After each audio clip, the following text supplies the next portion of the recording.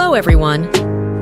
Our goal is to help you improve your English skills in various ways. In today's podcast episode, we'll engage you in an enjoyable conversation, and we'll also share inspirational stories of successful people and discuss the importance of never giving up. Get ready to enhance your listening skills and learn new English words and phrases. Hey, Diana. How are you doing, my friend? I'm doing great. How is your mother's health now? Yeah, she is fine now, but how do you know about that? As a good friend of yours, it's my responsibility to stay updated and show concern for the well-being of your family. You know I'm always here for you and your family, no matter what.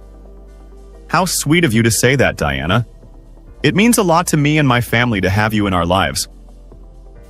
I understand, but I'm feeling a bit upset about it. Why didn't you tell me? I'm really sorry for that. I was worried for my mother's health. What's the illness that she is dealing with? It is pain-related. She has been suffering for many years. So how many doctors has she consulted so far? Till now, 3 doctors have treated her, but none of them were able to provide a long-term solution. Oh, I see. You must be feeling really worried and frustrated about this. It's tough to see a loved one in pain and not be able to find a solution. I can't shake off this feeling of helplessness and frustration. No. Robinson, never give up. You have to keep trying. I just hope we can find a way to ease her pain and bring some comfort to her. I can recommend some doctors to you. I know a few good ones who might be able to help. Sure, my mother has pain in the upper and back side. I'll send you the list tonight. Don't worry. Hello, my friend. Now we are going to listen to some success stories. Hey, Robinson, do you know Elon Musk? Yes, of course. Who doesn't know him? He is the richest man in the world. Correct. He is inspirational for a new generation. Yes, undoubtedly. Let's discuss his story. Elon Musk was just a kid, but every school day was a nightmare. As he's described it, bullies hunted him down. They were verbally, physically, and psychologically abusive.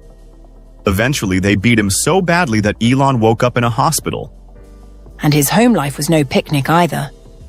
While Elon has never divulged exactly what happened between him and his father, Elon Musk is a person who never gives up. he has faced many challenges but always keeps going. He started his first company when he was young and worked very hard to make it successful. Even when things were tough, he never gave up. This determination has helped him to achieve amazing things, like starting companies such as SpaceX and Tesla. So now we have a wonderful story. Let's start. A boy wished to be the owner of an airline company. He was in Standard 8th and was not good in his studies. He thought that his friends would show him the papers and he would pass. But none of his friends showed him the papers and he failed in exam. He attempted Standard 8th exams again but failed again. He was thinking that he would stop studying and leave school. He sat on a farm and cried for 2 hours. One boy came and said, "Nick, your father has been admitted to a hospital." Nick asked, "What happened to my father? Why is he in the hospital?" The boy replied, "Your father had a double heart attack, so he is in the ICU ward." "Please come fast." After 15 minutes, the doctor came and said, "Now your father has only 45 minutes. After that, he will die." Nick started crying, and the doctor allowed him to meet his father for 10 minutes. He ran to his father and was crying continuously. His father said, "My son, you appear for Standard 8th exams again and pass. It is my request." Nick replied, "No, Dad, I will not study. I will leave school." His father replied, "I was also like you. Then my father told me that in any situation, never give up in your life. Then I started to study and passed my standard 10th board exam with 75%. Listening to this, Nick got inspired and said, "Dad, now I will study and will pass." The last sentence of his father was, "Never give up in your life." He was crying. After a few days, he started studying, and on the 3rd attempt, he passed his Standard 8th, he passed Standard 9th, and Standard 10th board exams. He got 99%. He was very happy. His uncle was in the USA, and he helped Nick gain admission to higher college in the USA. He was happy, and his uncle gave him financial support. After 20 years of struggle, he became the owner of an airline company, and all credit for his success goes to his father. His father is now no more. Nick is so happy because he has achieved his aim, and now he is telling everyone that never give up in your life. So, Marco, let's start the story. Yes, I am excited about the story. Cool. I am excited too. So, we both are going to read the story. Yes, that would be great. So, our topic is never give up. That's an interesting topic. Let's start now.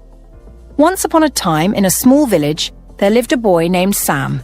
Sam always had a smile on his face and a sparkle in his eyes. He believed in the power of hard work and determination. One day, Sam decided to participate in a running competition. He had been practicing for weeks, but on the day of the race, he fell and hurt his knee. Everyone thought he would give up, but Sam got up and continued running. With each step, he felt the pain, but he didn't let it stop him. He kept going, never giving up. Despite the pain, Sam crossed the finish line. He may not have won the race, but he won the hearts of everyone who witnessed his determination. From that day on, Sam's story inspired everyone in the village to never give up, no matter how difficult things may seem. As time passed, Sam's story spread beyond the village. People from neighboring villages came to hear about the boy who never gave up. Sam became a symbol of hope and resilience.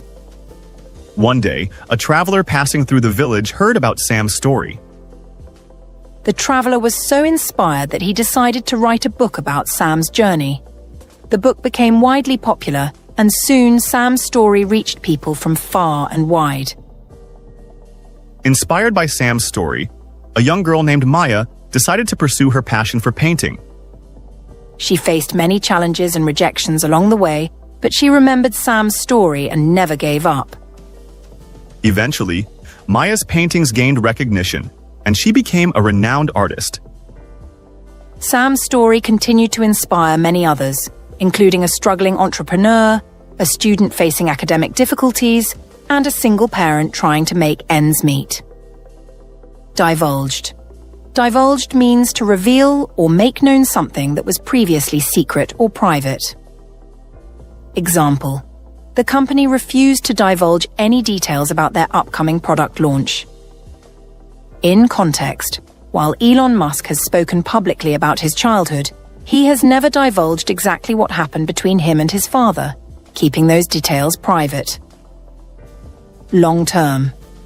Long-term refers to something that lasts for an extended period of time, as opposed to being temporary or short-lived. Example: the company implemented a long-term strategy to ensure steady growth over the next decade. In context, 3 doctors have treated her, but none of them were able to provide a long-term solution, meaning that the treatments didn't offer lasting relief from her condition. Reluctant. Reluctant. Unwilling or hesitant to do something. She was reluctant to speak in front of the large audience. Evaluate. To assess or judge the value, quality, or importance of something. Example: the teacher will evaluate your performance in the project. Vulnerable. Vulnerable. Open to harm or attack, easily hurt or affected. Example: the small animal was vulnerable to predators in the wild. Impose. To force something to be accepted or put in place. Example: the government decided to impose new regulations on businesses.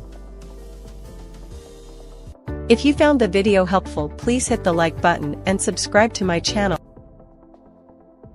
If you found the video helpful, please hit the like button and subscribe to my channel. Let's start with a question. What's something you enjoy doing in your free time? I like reading books. Interesting. What kind of books do you usually read? Mostly fiction, stories about adventures and mysteries. Adventures and mysteries. Do you have a favorite book? Yes, it's The Hobbit by J.R.R. Tolkien. A classic. What do you like most about it? The journey. I enjoy how the characters grow and face challenges. That's a great observation. Have you ever thought about writing your own story? I've thought about it, but I'm not sure I'd be good at it. Why not? Writing is just expressing your thoughts. What would you write about if you tried? Maybe a story about space. I like the idea of exploring other planets. That's a fantastic idea. Space adventures can be really exciting.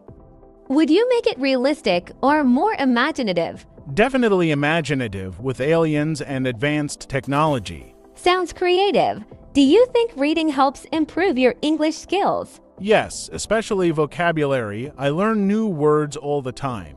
That's true. What's the last new word you learned from a book? I think it was labyrinth. Great word. Do you remember how it was used in the story? Yes, the characters had to find their way through a labyrinth to escape. That's a perfect way to learn words by seeing them in context. Do you try to use new words in your own sentences? Sometimes, but I forget them quickly. That's normal. Have you tried writing them down or using them in a journal? No, not really. Should I? Absolutely. Writing them in sentences can help you remember. Would you like to try that as a habit? I think I will. It sounds helpful. It really is. So, what's the next book you're planning to read? I'm not sure yet, but I'm thinking of trying a science fiction book. That's a great choice. Do you want any recommendations? Sure, I'd love that. All right, let's talk more about your reading habits. How often do you read? I try to read every day, but sometimes I skip if I'm too busy. That's understandable. How long do you usually spend reading when you do? Maybe 30 minutes to an hour, depending on how interesting the book is. That's a good amount of time. Do you prefer reading during the day or at night? At night, it helps me relax before going to sleep. That's a great routine. Do you read in English or your native language? Mostly in my native language, but I'm trying to read more in English. That's a smart choice. What do you find challenging about reading in English? Sometimes the vocabulary is difficult, or the sentences are really long. Long sentences can be tricky. Do you pause to look up words you don't understand? Sometimes, but it interrupts the flow of reading, so I try to guess the meaning. That's actually a good strategy. Guessing the meaning helps improve comprehension. Do you ever reread a sentence to understand it better? Yes, especially if it's important to the story. That's a great habit. Do you also listen to audiobooks or podcasts in English? Not much, but I've tried audiobooks. They're fun, but it's harder to follow sometimes. That's true. Audiobooks require focus. Do you think listening helps with your pronunciation? Definitely. I notice how words are pronounced and the intonation. Excellent. Have you ever tried reading a book and listening to its audiobook at the same time? No, I haven't. Is that helpful? Very helpful. It reinforces both reading and listening skills. Would you like to try it? Yes, that sounds like a good idea.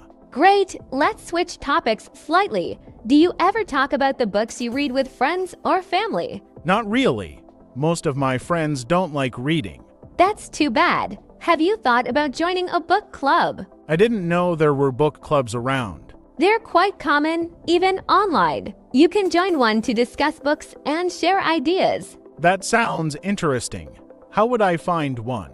You could search online or ask at your local library. Would you like me to help you find one? That would be nice. Thank you. Of course. Speaking of discussions, how do you feel about writing reviews for the books you read? I've never tried, but it could be fun. Writing reviews helps you organize your thoughts. You can talk about what you liked and what you didn't. I guess that would also improve my writing skills, right? Exactly. You could even start a blog or a journal for your reviews. A blog. I've never thought about that. It's a great way to share your thoughts and practice English. Plus, other people might enjoy reading your reviews. That's a cool idea.